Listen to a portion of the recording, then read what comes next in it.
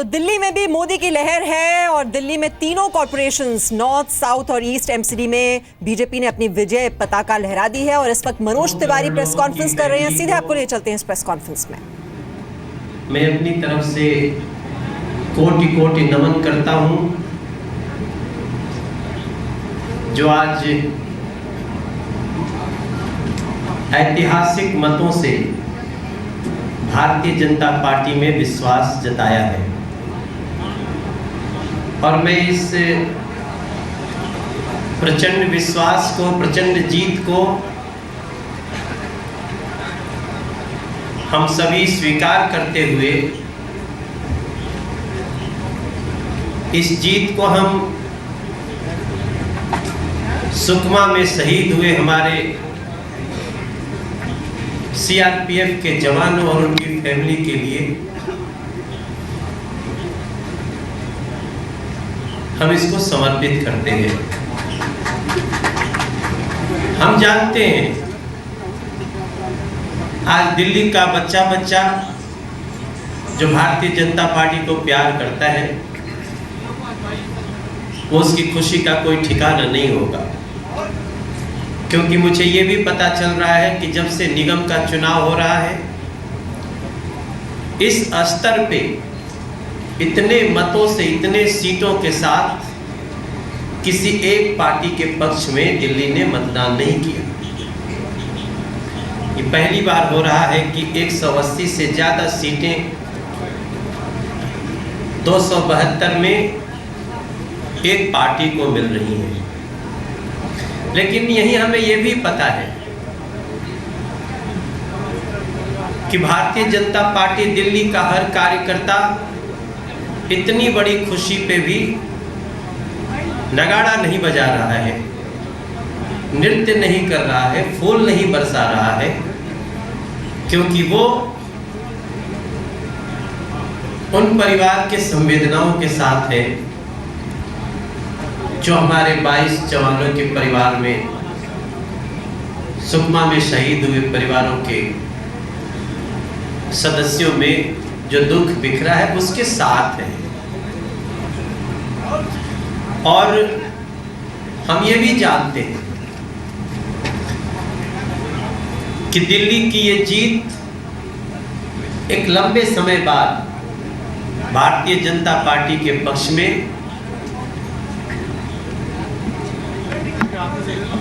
नरेंद्र मोदी के नीतियों में विश्वास करने वाली ये जीत नरेंद्र मोदी जी के 3 साल के सरकार के कार्य, उनकी नीतियों की है। हमारे राष्ट्रीय अध्यक्ष भाई अमित शाह जी की योजनाओं की है। भारतीय जनता पार्टी के दिल्ली के कार्यकर्ताओं की है, उनके मेहनत की है। और ये जीत मूलतः दिल्ली को सकारात्मक रूप से आगे बढ़ते देखने वाले दिल्ली की जनता की है। मैं अपनी तरफ से अपने प्रभारी दिल्ली के श्री श्याम जाजू जी के साथ इस चुनाव में एक विशेष तौर से केंद्र से इस चुनाव के लिए जिम्मेदारी पे लगाए राष्ट्रीय उपाध्यक्ष और राज्यसभा सांसद श्री विनय सहस्रबुद्धे जी के साथ, हमारे महामंत्री कुलजीत चहल, रविंद्र गुप्ता और राजेश भाटिया के साथ, हमारी बहन शाजिया इल्मी, हमारे कार्यालय मंत्री गिरीश जी, सत्येंद्र जी और हमारे मीडिया के प्रवीण शंकर जी के साथ साथ हंसराज हंस जी के साथ, जो एक न सिर्फ स्वरों से पवित्र है बल्कि हृदय से भी पवित्र है, उन सभी के साथ आपको विश्वास दिलाना चाहता हूं, दिल्ली को विश्वास दिलाना चाहता हूं कि जो विश्वास दिल्ली की जनता ने भारतीय जनता पार्टी में दिया है हम उस पर पूरी तरह खरे उतरेंगे और जो खुशियां दिल्ली का हक है हम उसे देने के लिए दिन रात एक कर देंगे। हमारे लिए चुनाव का रिजल्ट जरूर हो गया, लेकिन हमारे लिए कार्य करने का, गलियों में भागने का, लोगों से जुड़ने का, लोगों से दिल तक पहुंचने का जो कार्य है वो न तो रुका है और न तो रुकने वाला है।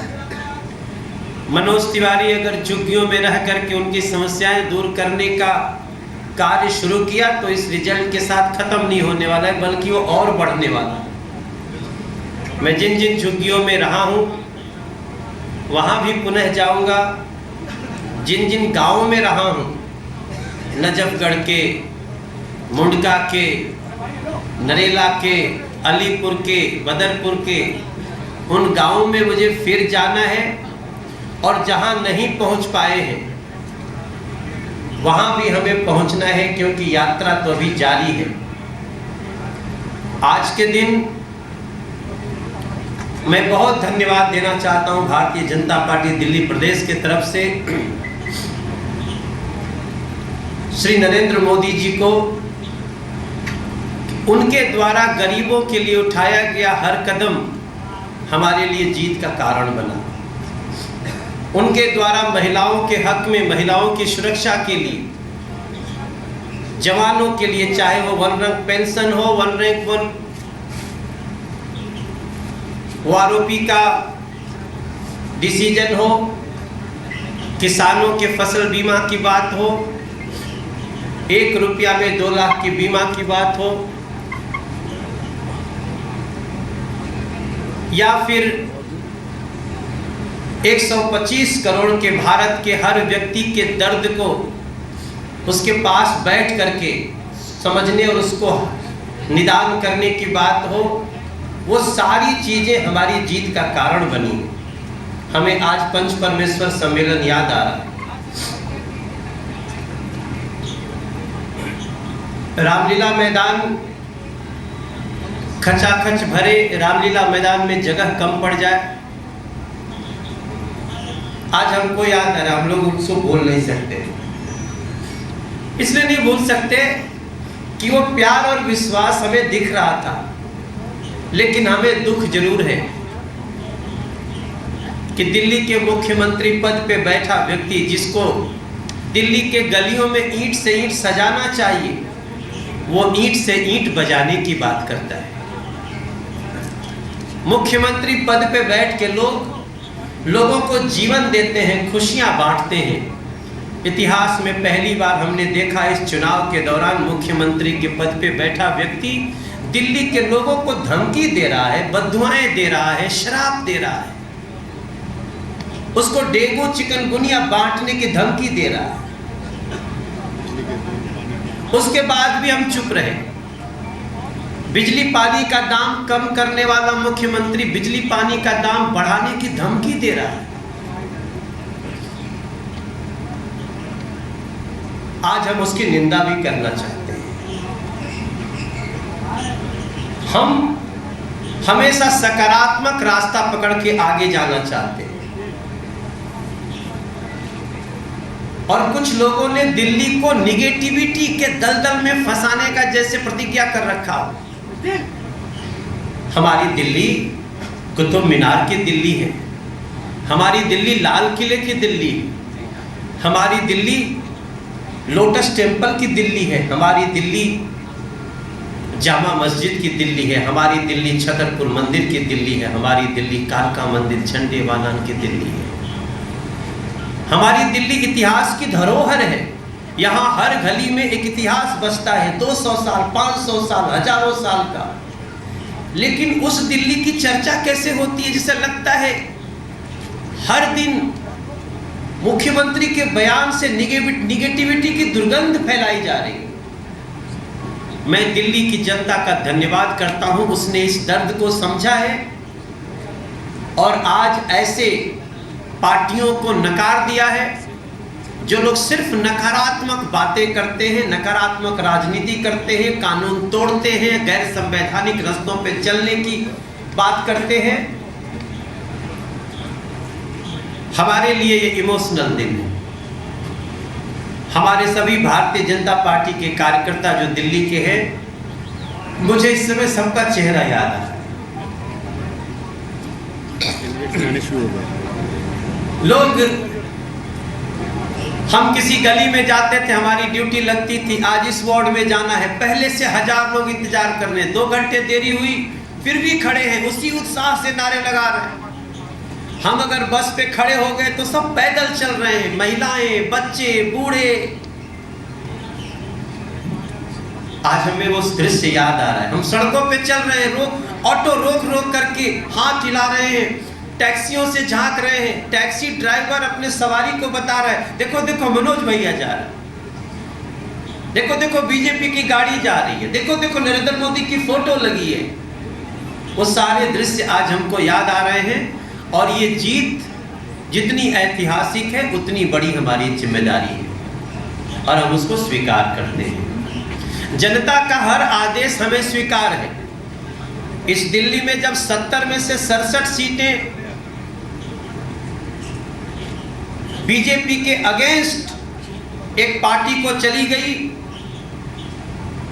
तो भी हमने कहा था हम जनता के जनादेश का सम्मान करते हैं। लेकिन आज दूसरी तरफ स्थिति देख लीजिए, लोग कह रहे हैं हम आंदोलन करेंगे। किसके खिलाफ आंदोलन करोगे? जनता के खिलाफ। जनता की ईंट से ईंट बजाओगे? ये जनता इतनी लोकतंत्र है ये, जिसमें जनता इतनी महत्वपूर्ण है, इतनी ताकतवर है कि इन्हीं के लिए कभी रामधारी सिंह दिनकर जी ने लिखा था कि सदियों की ठंडी बुझी आग सुखबुखा उठी, मिट्टी सोने का ताज पहन इतराती है, दो राह समय के रथ का घर घर नाद सुनो, सिंहासन खाली करो कि जनता आती है। और सिंहासन खाली करना पड़ेगा, ऐसे हमारे दिल्ली की जनता ने लोगों को हुंकार भर दी है। जिस पार्टी को 70 में 67 सीट मिलती हो उसको 272 में 67 वार्ड ना मिले। आज मैं याद दिलाना चाहता हूं दिल्ली के मुख्यमंत्री पद पे बैठे व्यक्ति का, जिन्होंने राइट टू रिकॉल किया था, आदरणीय वेंकैया नायडू जी। उन्होंने हमारे लिए सभा भी की थी, वो यहाँ पे उपस्थित है। ये हमारा सौभाग्य है कि वो स्वयं उपस्थित हो रहे हैं। हम उनका स्वागत करते हैं आपके बीच में, आदरणीय वेंकैया नायडू जी का।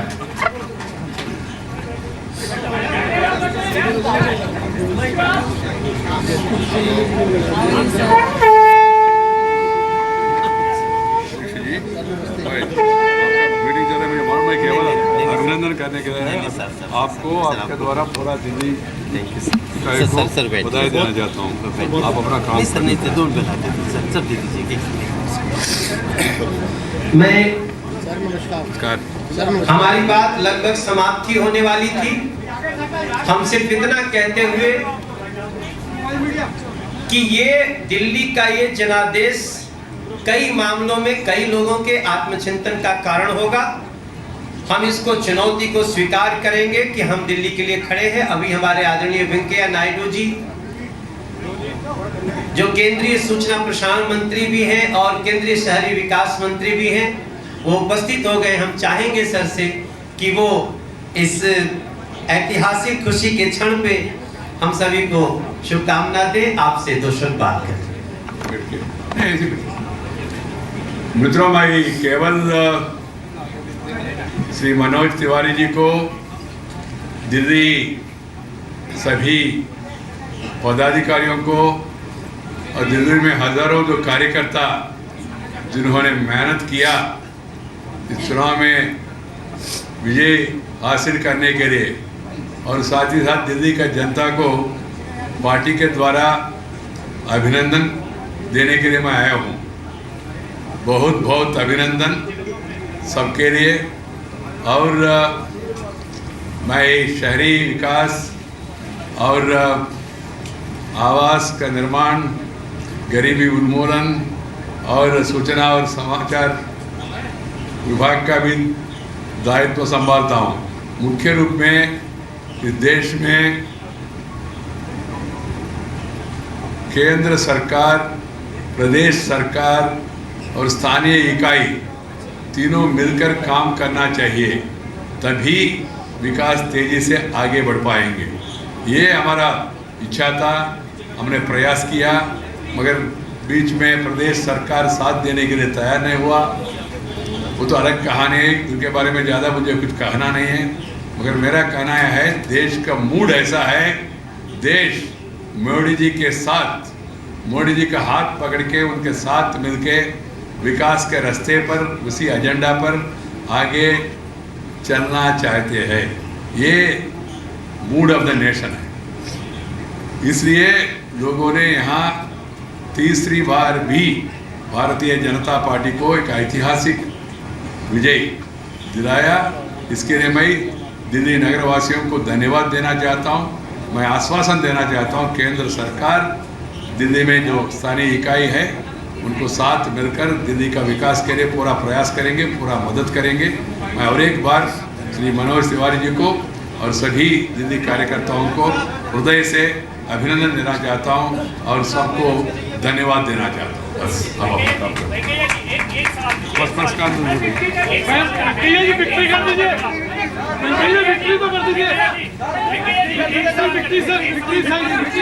अच्छा पूछ लीजिए।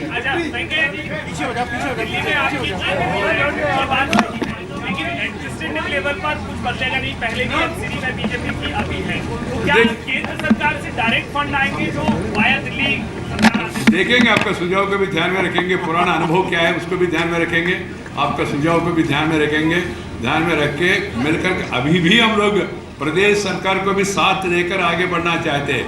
अगर वो साथ देगा नहीं देगा वो खुद तय करेंगे। मगर मेरा कहना इतना है, एक शुभ अवसर है, अच्छा मौका दिया लोगों ने, इच्छा इससे बाहर आया। इच्छा क्या है, दिल्ली आगे बढ़ना चाहिए, तो तभी संभव होगा केंद्र के साथ मिलकर काम करें।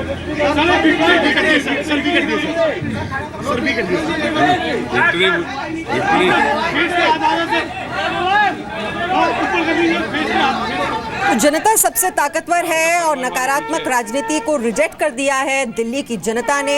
बीजेपी ने ये जीत सीआरपीएफ के शहीद जवानों को समर्पित की है। नरेंद्र मोदी की नीतियों, अमित शाह की योजनाओं और बीजेपी कार्यकर्ताओं की मेहनत की ये जीत है, ऐसा मनोज तिवारी का कहना। तो 10 साल की एंटी इनकम्बेंसी के बावजूद बीजेपी ने एक बार फिर से एमसीडी पर कब्जा कर लिया है और जनता की उम्मीदों पर खरा उतरने की कोशिश की जाएगी। और एक बात साफ है कि जो लोग हैं वो दरअसल परफॉर्मेंस के नाम पर वोट देते हैं, गवर्नेंस के नाम पर वोट देते हैं।